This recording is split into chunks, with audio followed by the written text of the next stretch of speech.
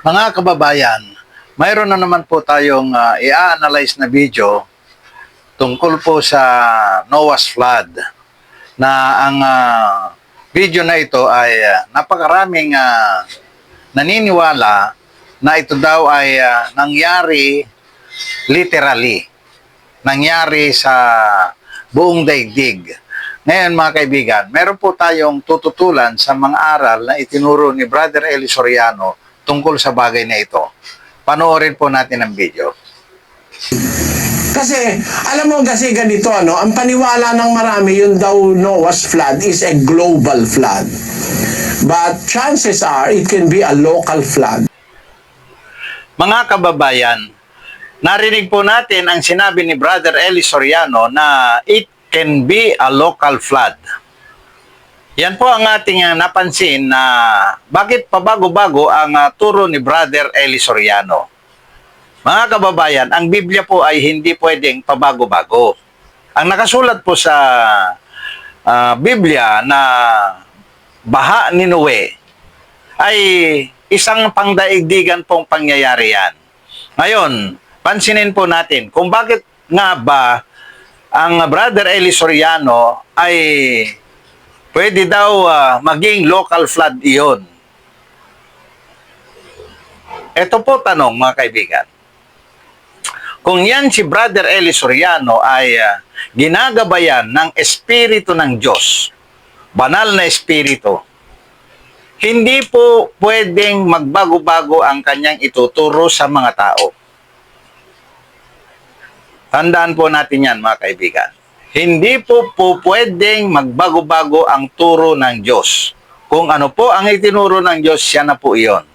Kaya ngayon mga kaibigan, inuunti-unti na po natin inilalabas ang mga maling mga itinuturo ni Brother Eli Soriano sapagkat naililigaw na po ang napakaraming tao.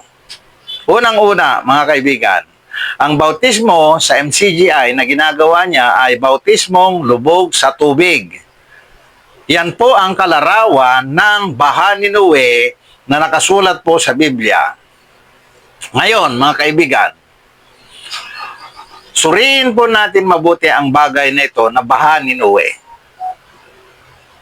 Ang baha ni Noe, mga kababayan, ay larawan po ng pagliligtas ng ating Panginoon sa ngayon. Yan po ay ang bautismo na hindi lubog sa tubig. Kasi po, ang pamilya ni Noah na hindi nalubog sa tubig, sila po yung naligtas. Ganon din sa panahong ito mga kababayan. Ang mga nalubog sa tubig noong panahon ni Noe ay lahat namatay. Ngayong panahon natin naman, lahat ng babautismuhan at nabautismuhan na ng lubog sa tubig ay mga patay. Alin po ang namatay kapag binautismuhan ka ng lubog sa tubig, kaibigan? Ang mapapatay dyan, mga kaibigan, ay yung puso, yung espiritu sa puso ng tao. Yan po ang mapapatay pag binautismuhan ka ng lubog sa tubig na bautismo. Ngayon, mayroon pong instruction ang ating Panginoong Hesukristo na pagbabautismo na mabubuhos na tubig at yun ang bautismong tungo sa kaligtasan. Ang Noah's flood, yung baha ni Noe naman ay naglalarawan na ang nababautismuhan ng lubog sa tubig ay patay at saka hindi na lubog sa tubig ay buhay. Yan po ang kalarawan ng bautismo ngayon. Kaya kayong mga ngaral, mga nagbabautismo ng bautismong lubog sa tubig, pag-aralan po ninyong mabuti itong mga sinasabi ko ngayon. Mga kababayan, si Brother Eli Soriano, kung bakit sinasabi ko na siya ay isang ligaw na guro, bulaan, sapagkat ang bautismo na ginagawa niya ay bautismo na lubog sa tubig. Yan po ay inilalarawan ng baha ni Noe. Kaya ako po sinasabi, yan ay isang kwento ng Diyos na inilatag niya sa pamamagitan ng baha, sapagkat pagkatapos ng baha ni Noe, nagsalita ang Panginoon na hindi na niya gugunawin ang daigdig sa pamamagitan ng baha. Yan po ang sinasabi ko sa inyo mga kaibigan, na kung napakatalino si Brother Eli Soriano, hindi sumagi sa isip niya, hindi ibinigay sa kanya ng Panginoong Diyos ang katotohanan at totoong kahulugan ng baha ni Noe. Tandaan po natin yan mga kababayan. Hindi po ipinagkaloob kay Brother Eli Soriano ang bautismong tama. Ang ipinagkaloob sa kanya ay bautismong mali upang maipalaganap sa buong daigdig ang baha, ang katampalasanan. Tandaan po ninyo yan mga kababayan. Bumabaha na sa buong daigdig ngayon ang pagbabautismo ng lubog sa tubig. Yan po ang tunay na kahulugan ng baha ni Noe. Pangdaigdigan pong pangyayari yan, hindi po local flood. Kaya maling-mali, 100% na mali si Brother Eli Soriano sa sinabi niya na it can be a local flood. Mali yun mga kababayan. It can be a local flood. Kung sasabihin ng iba na yun global flood, pwede rin akong maniwala na it's a global flood. Pwede rin daw siya maniwala na global flood. O yan po mga kababayan, mga kaanib sa MCGI. Tandaan po ninyo, sa magandang pananalita, napakagaling na mga pananalita ni Brother Eli Soriano. Kung pakikinggan mo at pakikinggan na lang na hindi mo susuriin, tiyak yun kaibigan, maililigaw ka. Ngayon at nalaman na natin, kayong mga kaanib ng MCGI ay nailigaw na. Saan kayo nailigaw mga kaibigan? Hindi po dun sa mga aral na literal na aral na itinuturo sa tao. Hindi po kayo doon nailigaw. Tama po yung mga aral na iyon. Kaso nga lang po mga kababayan, nailigaw po kayo ni Brother Eli Soriano noong bautismohan niya kayo ng bautismong lubog sa tubig. Tandaan po ninyo yan, ang bautismong lubog sa tubig mga kababayan ay pumapatay ng espiritu at dinadala sa impyerno. Nakasulat po yan sa Mateo 10:28. Kung may tutol po kayo mga kababayang MCGI members, makipagsubukan po kayo sa akin. Titindigan ko ang aking sinasabi. Kung kayo naman ay dedepensahan ninyo ang pagkalubog ninyo sa tubig na siyang tungo sa kamatayan sa dagat-dagatang apoy. Mga kababayan, umpisa pa lang po ako na naglalabas ng mga ganitong maling turo ni Brother Eli Soriano. Inumpisahan ko na po kaagad sa pinakamalaking kasalanan ni Brother Eli Soriano. Mga kababayan, hindi ko po siya inaakusahan pumapatay. Nababasa po sa 10:28 ng Mateo. Basahin po natin mga kababayan ang nasa 10:28 ng Mateo. Ganito po ang nakasulat sa 10:28 ng Mateo mga kababayan. At huwag kayong mga takot sa mga nagsisipatay ng katawan, datapwat hindi nakakapatay ng kaluluwa. Take note. Dapat po espiritu ang nakalagay dito, hindi po kaluluwa. Mali po yung kaluluwa na nakasulat. Kundi bagkus ay katakutan ninyo yaong nakakapuksa ng kaluluwa at katawan sa impyerno. Ulitin po natin, yung kaluluwa po dyan dapat espiritu. Abangan po natin ang tamang salin ng Biblia na lalabas mga kaibigan at ma-edit yung bagay na yan. Ang kaluluwa po kasi madalas ginagamit ng mga bulaang guro yan. Marami pong nakasulat sa Biblia na kaluluwa instead na espiritu. Marami po yan. Kaya nga po, lahat ng mga ngaral, lahatin natin dito sa buong Pilipinas, ginagamit madalas ang kaluluwa sa halip na espiritu. Mali po yan, mga kababayan. Si Brother Eli Soriano, ginagamit niya madalas yan, kaluluwa. Mali po yan. Inuulit ko po, dapat espiritu ang tama. Ang nabasa po natin sa Mateo 10:28 ay katakutan natin yung nakakapuksa ng espiritu at katawan sa impyerno. Yan po. Nakakapuksa ng espiritu at katawan sa impyerno. Dalawa po yan. Yung katawan natin, katawan natin. Mapupuksa talaga po yun. Yung kaluluwa po doon, dapat yan ay espiritu. Dalawa po kasi tayo dito sa ating existence ngayon, mga kaibigan.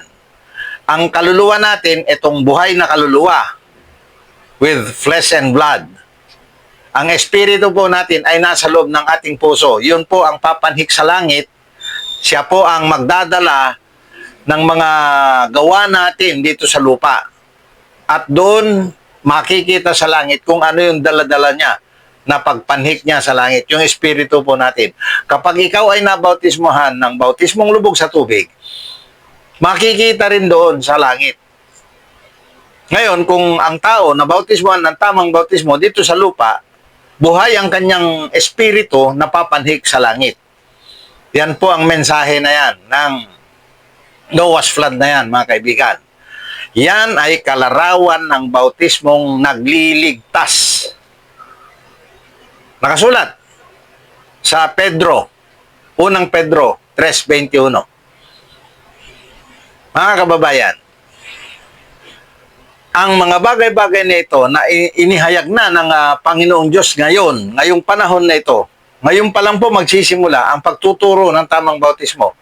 Matagal na po ako nagsusuri sa lahat ng mga religions.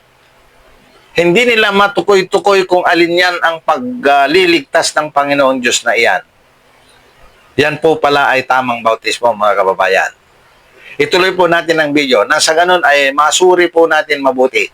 Tandaan po natin, mga kababayan, na ang mga inuumpisahan kong topic na ito ay hindi kaagad-agad ito magtatapos, bagkus ito ay simula pa lamang po ng pagbubukas ng topic para sa buong sangdaigdigang ito tungkol sa kaligtasan. Anong kaligtasan po yun, mga kaibigan? Tamang bautismo lamang po ang paraan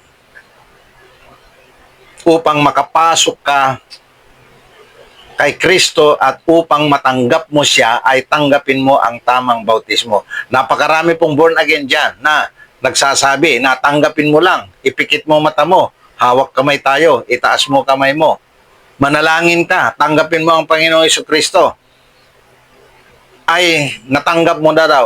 Mali po yan. Mali po ang born again dyan sa sinasabi nila na yan, mga kaibigan. Ang tamang pagtanggap kay Panginoon Jesucristo ay tanggapin mo ang tamang bautismo na itinuro niya, na nakasulat po yan sa Biblia. Ngayon, mga kababayan, simula pa lamang po ito. Hindi po natin alam kung mabilis kumalat. Hindi po natin alam kung kailan palaguin ng Diyos yan. Subalit, nagsimula na po na ituro ang bagay na ito. Nagsimula rin po dito sa Pilipinas. Kaya tama po yung hula na magsimula sa silanganan ang pagliligtas ng Panginoong Diyos. Nandito na po. Maaring hindi rin po ako ang makakapagpalaki, makakapagpalaganap nito. Subalit maglalagay po ang Panginoong Diyos ng paraan upang lumaganap ang tamang bautismo tungo sa buhay na walang hanggan. Tuloy po natin ang pagsaliksik natin, pagsuri natin sa mga in-upload ni Brother Eli Soriano sapagkat nandyan po lahat naka-upload na, nagawa na po lahat ni Brother Eli Soriano ang pagpapalaganap ng sinasabing katampalasanan. Ang katampalasanan na sinasabi po sa Biblia ay ang maling bautismo na lubog sa tubig. Tuloy po tayo.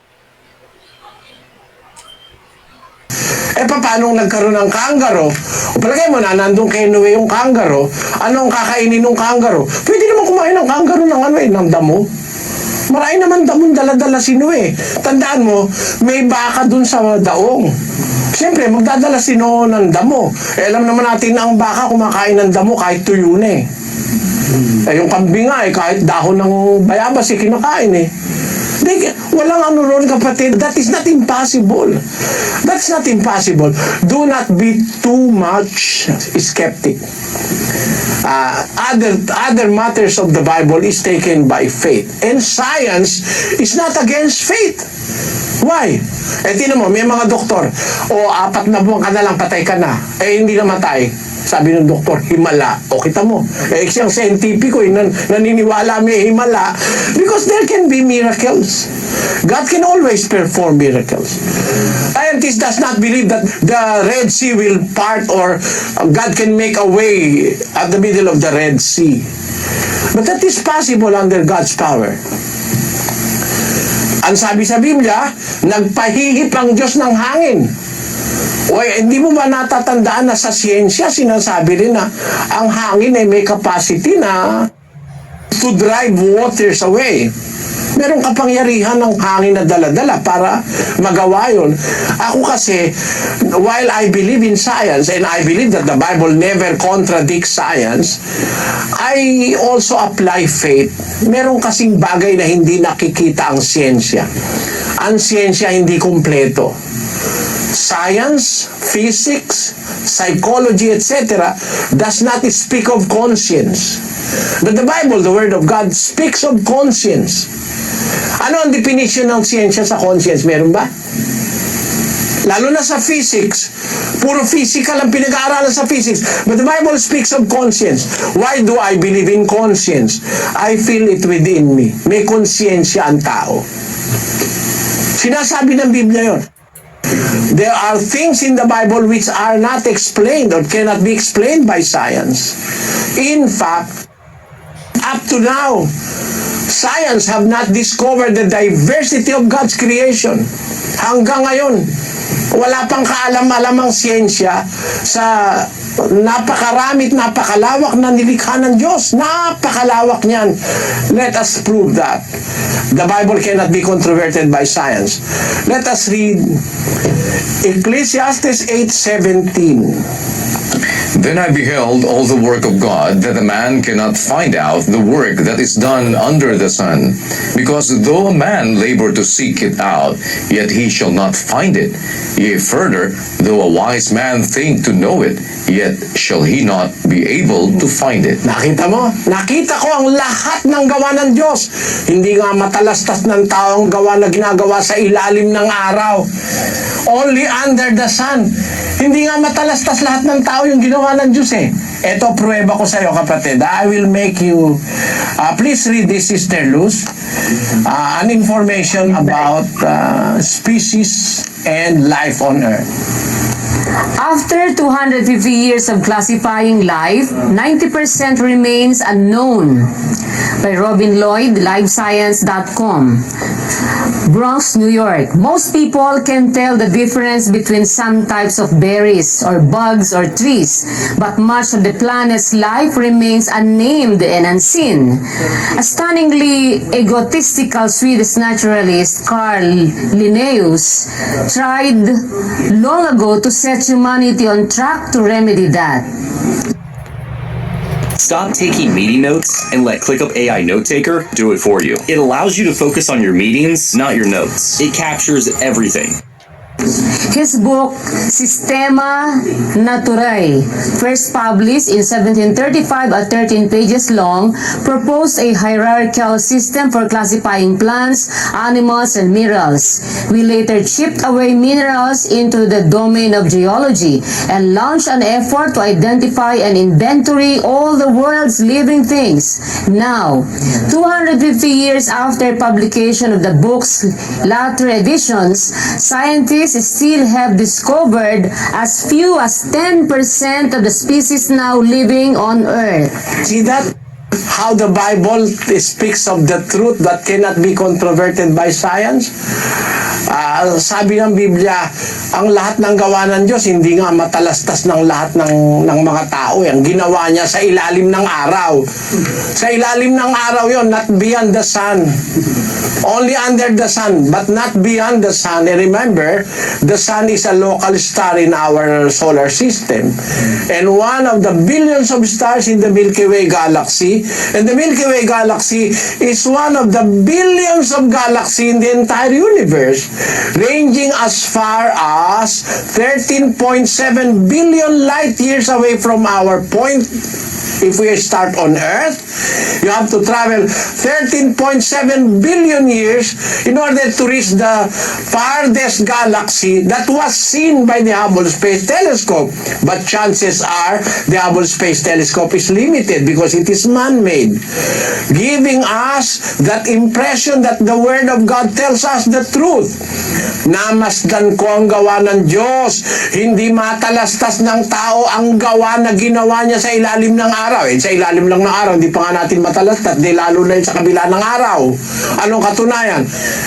Yet, 90% of the species that live on Earth, tinatanggap ng mga siyentipiko, 90% were not yet classified and were not yet known. No? Para sabihin natin na ang Biblia ay parang absurd, it speaks the absolute truth because the Bible has in it the wisdom until now is being discovered by scientists. Remember, brother, the sun has been there for billions of years. They have recently discovered the power of the sun, and that is the nuclear power. The sun is a vast thing in the middle of the solar system that is operating on the power of nuclear fission. That's why the sun is not getting smaller and smaller for the billions of years that had passed.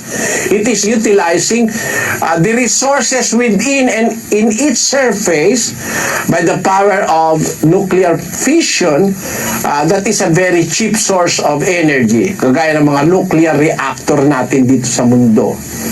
Isang tabo lang ng plutonium makakapag-supply na sa isang buong estado ng Amerika ng elektrisidad na kailangan, isang tabo lang. O pagkapatabo-tabo lang ang kailangan mo, billion pa panahon bago mo maubos ang resources ng araw. Nalaman ng tao yon. Pero nasa Biblia na yun, na yung kaalaman ng nuclear power, nasa Biblia na yun eh. Nasa Biblia yon. Hindi lang nalalaman pa ng tao. Ngayon, nalaman na natin. Nalaman natin yung cheap source of energy ngayon using magnetic force. Diba? Yung magnetic force yun ang ginagamit ng Diyos to maintain the spaces of to maintain the spaces and the movement of heavenly bodies, yung tinatawag nating power of magnetism. Alam mo kapatid, huwag kang magduda sa Diyos. Matanda na ako, at pinapayuhan kita. Maging mananampalataya ka, kaya ng Diyos yun. Napatulugin niya yung leon doon sa ark ni Noe. At kaya ng Diyos na kung merong mang naligaw na kangaroo, walang pagkain, pakainin na lang muna yung kangaroo ng damo. O kaya ng dates na galing sa Middle East. Maraming baon si Noe nun eh. Yung dates, marami sa Middle East nun eh. Marami siyang baon nun. Under special circumstances or under unexpected circumstances, basahin nga natin sa Biblia. Ito ba absurd? This is reality, kapatid. Ikalawang Hari, 18:27. Ngunit sinabi ni Rabsaces sa kanila, sinugo ba ako ng aking Panginoon sa iyong Panginoon at sa iyo upang salitain ang mga salitang ito? Di ba niya ako sinugo sa mga lalaki na nangakaupo sa kuta upang magsikain ng kanilang sariling dumi at upang magsiinom ng kanilang sariling ihi na kasalo ninyo? Kita mo? Sinasabi na ng Biblia, nangyayari naman yan eh. Totoo naman, it can be. Kung nagagawa yun ng tao, makakain ng kangaroo yung dates na baon-baon ni Noe just for it to stay alive for some time in the ark. Yun ang sagot ko sa tanong mo, kapatid. Inayaan kita sa susunod, ano? Wala man tayong masyadong panahon ngayon kasi hindi pa tayo nakakapunta sa ibang lugar. Pasensya ka na, no? Pero hindi ako takot sa tanong mo. I'm just giving you some introductory knowledge of the Bible. At kung meron kang tutol, babalikan kita sa susunod kung loloobin ng Panginoon. Napakahusay. Napakagaling. Perfect. Ang galing magsalita talaga ni Brother Eli Soriano. Biniyayaan siya ng Diyos ng husay at galing.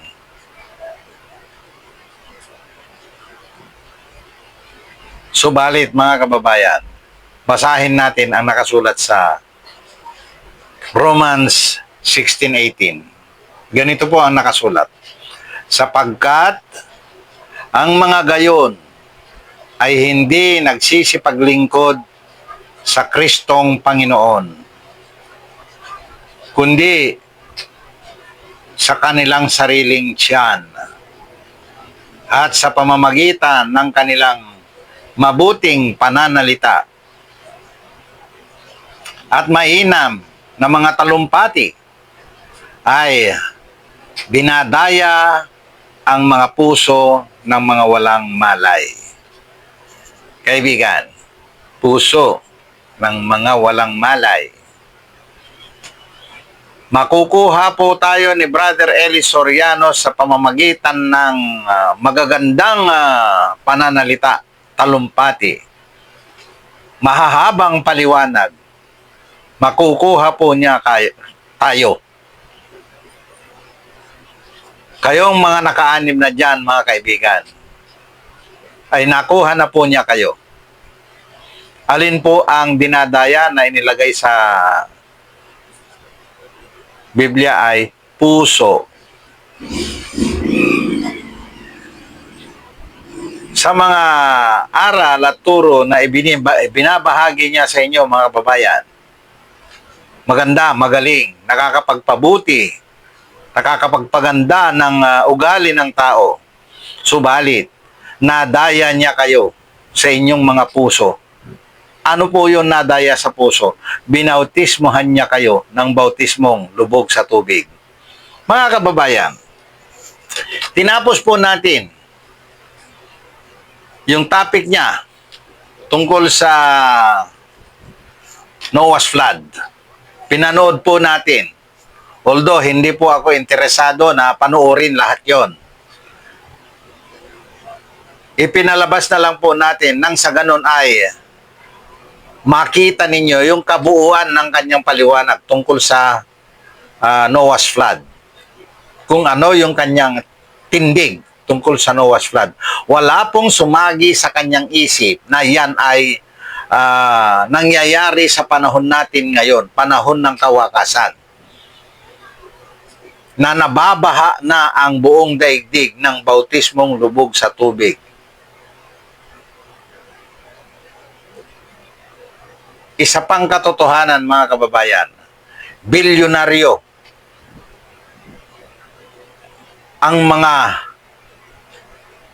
alipores ni Brother Eli Soriano sa pamamagitan lamang ng kanyang mahuhusay, magagaling na pananalita na dinadaya naman niya ang mga tao.